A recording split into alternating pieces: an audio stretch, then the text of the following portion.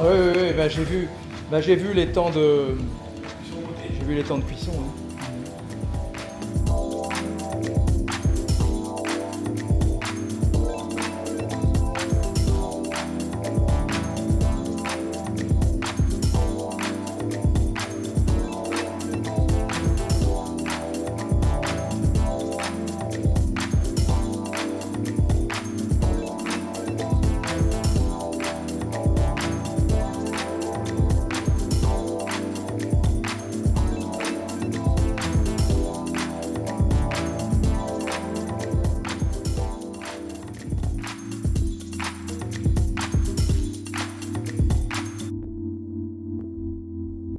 Le tartare de dorade. Donc, on peut utiliser pas forcément la dorade, on peut utiliser du bar également, un dos d'aigle fin, cabillaud aussi, mais ça n'a pas beaucoup de goût, donc c'est un peu dommage, on va dire. Il faut du poisson qui ont quand même des saveurs à la base. Donc ce soir, vous avez vu, on a eu du poisson frais, on a fait une découpe en V. C'était pour gagner du temps. Donc en l'occurrence, sur les poissons, filet de lieu noir, filet de cabillaud, filet de sébaste, filet de dorade, filet de bar. C'est toujours pareil, sur le côté droit, il y a une ligne de 2 à 3 cm suivant la taille des poissons, avec tous les arêtes alignés, on va dire. Et en fait, on prend la base de l'arête et on longe sur les côtés et on enlève. C'est ce qu'on appelle une coupe en V. Du coup, en l'espace de 5-10 minutes, on a enlevé toutes les arêtes. Sinon, il y a la pince à épiler. Là, on prend plus de temps, mais on a un peu moins de pertes. Parce que forcément, on enlève un peu plus de chair également. Tout dépend le temps que vous avez, ou alors vous demandez au poissonnier de l'enlever. Donc pour le sébasse, ça c'était la base. Donc on enlève les arêtes, on enlève tout ce qui est un petit peu... des fois, ça peut arriver que la queue, elle n'est pas bien. Donc on enlève vraiment ce qui ne nous plaît pas au visuel. Après, on coupe sur la longueur des lanières. On les coupe des petits cubes. On les met dans un plat.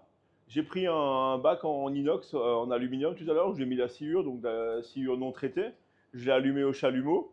Je l'ai fermé en laissant une cheminée, un appel d'air, et on a laissé fumer ça. Alors effectivement, ce soir, malheureusement, on n'a pas eu le temps de faire comme on voulait. J'ai laissé 10-15 minutes maximum. Idéalement, c'est au moins une bonne demi-heure, voire 45 minutes pour que vraiment le poisson sente bien la fumaison. Voilà. Là, il fallait qu'on accélère parce qu'il y a deux temps. Il y a le temps où le poisson doit prendre l'odeur de la fumaison et le temps quand même de la marinade. Et au fait, voilà, sinon, voilà. Et la marinade est presque plus importante que le goût de la fumaison encore. Donc j'ai préféré accélérer et mettre la marinade. Donc on a pris de la mangue, du concombre, de l'échalote. On aurait pu prendre de l'oignon rouge à la place de l'échalote. On l'a ciselé très finement l'échalote. On l'a mis dans un cul de poule. Le concombre épluché, à l'aide d'une cuillère, on l'a vidé, on l'a taillé en petites brunoises. La mangue épluchée en petites brunoises. Coriandre, haché grossièrement. Gingembre épluché, passé à la râpe. Huile d'olive, jus de citron vert, zeste de citron vert, sel, poivre, un petit peu de piment d'Espelette. Et on a mélangé.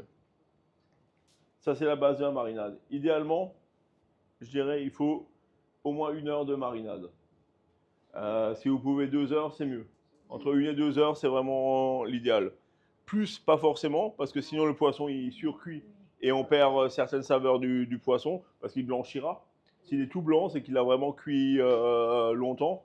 Alors, ça ne sera pas mauvais, du tout. Mais par contre, on perd le côté goût du poisson. On peut mettre de l'ananas, on peut mettre de la pomme Granny Smith. Il n'y a pas une obligation de suivre la recette. Il y a vraiment pas mal de possibilités de mélange. Hein. Ici, on a fait des tuiles. Ça, c'est pas sur votre recette, c'est vraiment un élément de décoration pour tout à l'heure. Donc, c'est vraiment pas compliqué. Ça apporte vraiment, alors je n'aurais pas à le dire, mais gustativement, ça n'apporte strictement rien du tout. Mais par contre, ça apporte une belle touche à l'assiette. Donc là, 160 grammes d'eau, 60 grammes d'huile, 20 grammes de farine et un sachet d'encre de sèche. On a mélangé au mixeur plongeur, bien mélangé au mixeur pour que ça fasse vraiment quelque chose une pâte liquide homogène. On prend une poêle qui est vraiment Tefal ou vraiment qui accroche pas. On la fait vraiment bien chauffer. Hein, si vous avez l'induction, vous allez sur 7-8 pour que vraiment ce soit bien chaud. À l'aide d'un petit pochon, une petite louche, vous mettez ce qu'il faut. Alors on arrive des fois à faire des ronds. Enfin voilà, vous faites comme vous voulez. Là en l'occurrence ce soir, je m'en fiche un peu parce qu'après je vais les casser pour faire une tige. Mais on peut vraiment faire, on va porter des formes plus ou moins comme on veut.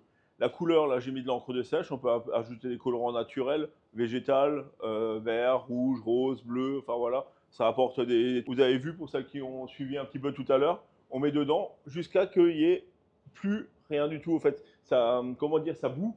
Tu vois, c'est le terme qu'on peut envoyer, ça bout. Et à un moment donné, il n'y a plus rien du tout qui se passe. Et là, la galette, elle est cuite. Et là, on la retire, on la met sur du sopalin et on l'entrepose. Ça se garde quelques jours à température ambiante, couvert, il n'y a aucun problème. Mais en tout cas, ça apporte un visuel en plus. Donc ça, c'est plutôt pas mal. Alors là, effectivement, pour la déco, c'est pas nous qui l'avons fait, c'est des choses qui sont achetées chez Métro. Au milieu, on a un coulis, une réduction de mangue vinaigrée et une purée au basilic, je crois. Voilà. Ça apporte vraiment une touche visuelle et gustative qui se marie bien, on va dire.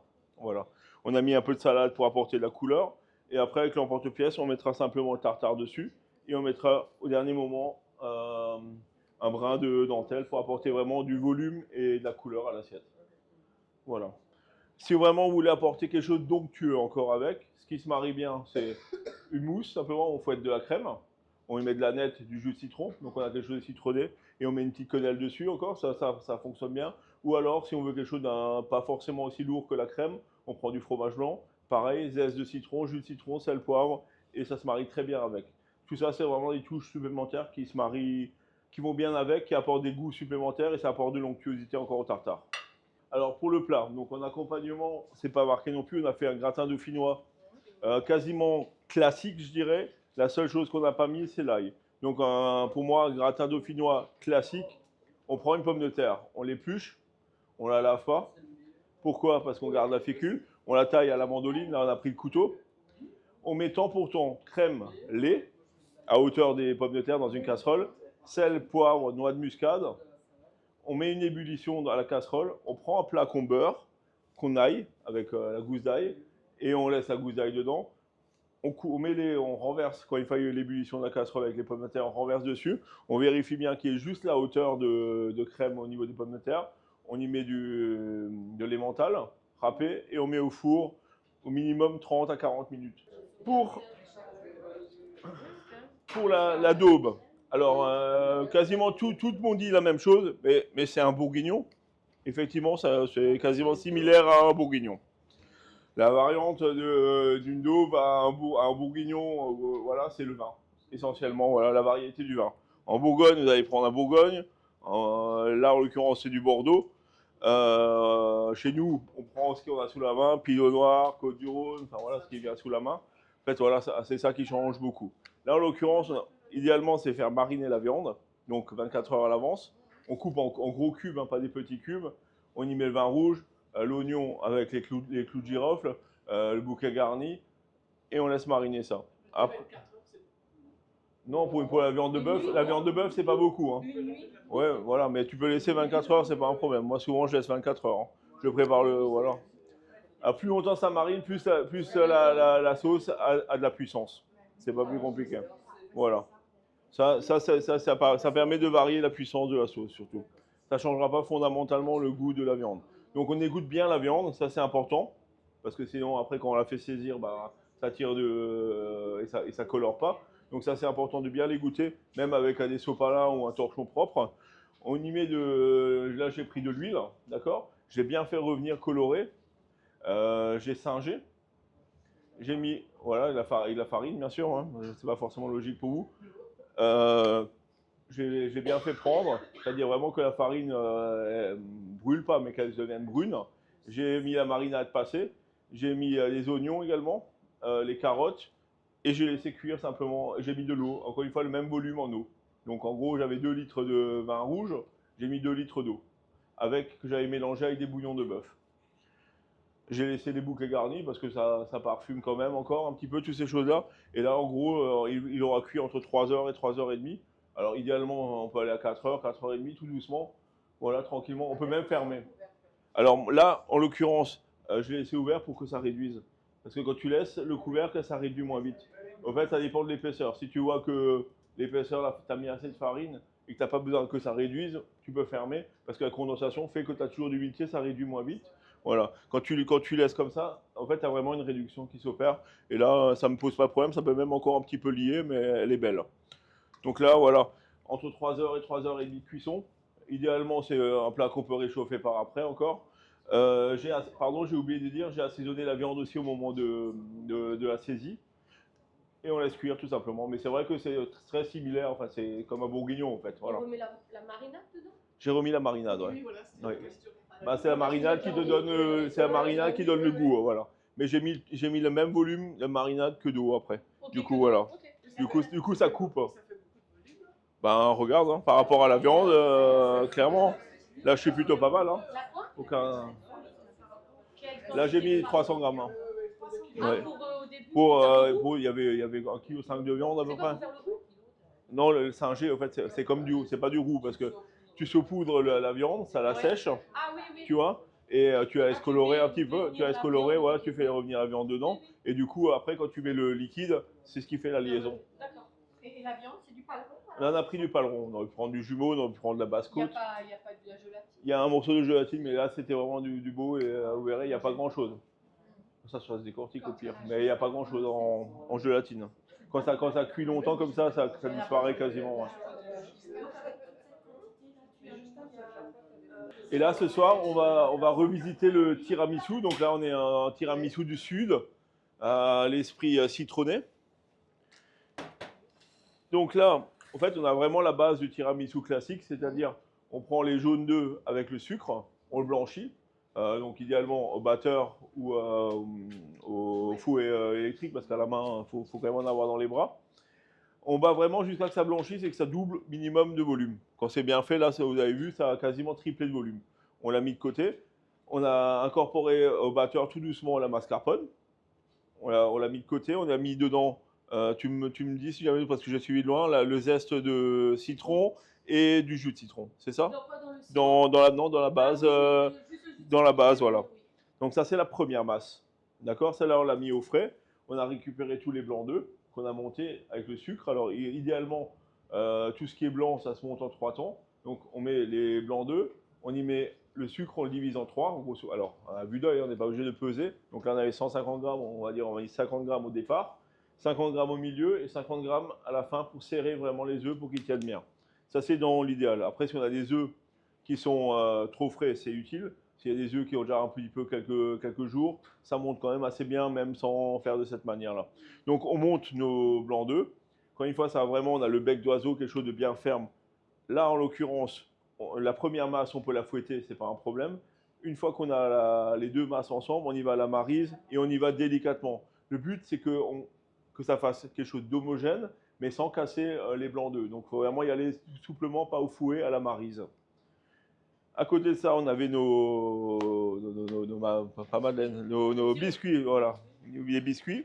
Ah, pardon, on a fait le sirop aussi, excusez-moi. Donc là, on a pris le sucre, le limoncello et du jus de citron. On a mélangé les trois. Donc on a pris j'arrivais pas. Les biscuits. Alors, soit il y a deux techniques, effectivement. On aime bien des fois quand le biscuit, on sent le biscuit et qu'il est quand même un petit peu ferme et juste imbibé à la cuillère alors. Ou alors, il y a l'école, on va dire classique, où on trempe vraiment et on le passe. Et effectivement, le biscuit, il est quasiment fondu dedans.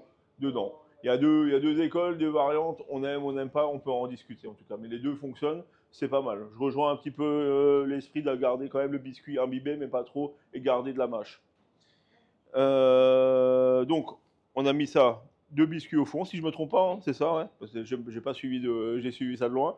On a imbibé à la cuillère, on a mis une première couche de masse, un deuxième biscuit imbibé et on a remis de la masse. Donc on a quelque chose de joli, on a gardé des zestes de citron vert dessus pour apporter un peu de couleur. Et au dernier moment, on y mettra un suprême de citron vert pour donner une pointe d'acidité encore.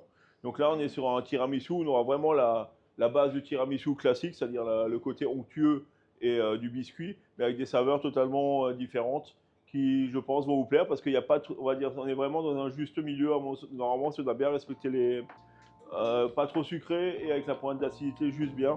Donc, on sera plutôt pas mal pour terminer le repas. Je ne sais pas si vous avez été, quelqu'un d'entre vous y a été. Bon, nous non plus. La semaine prochaine. C'est le château des Feuilles, paraît-il, c'est un endroit select des Seychelles. Et donc, ce cocktail a été inventé à cet endroit-là. C'est ce que dit la littérature. Château des Feuilles. Château des Feuilles aux Seychelles. Donc on a appris quelque chose ce soir. On a appris quelque chose.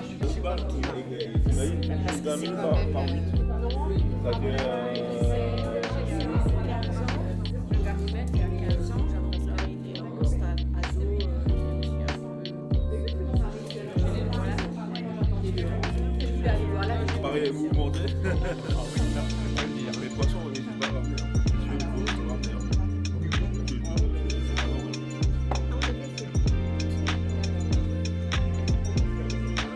Ah, c'est bon.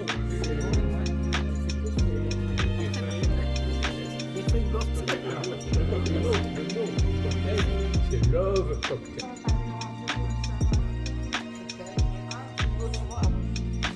En novembre, on a seulement mis là, moi j'étais tout dernière.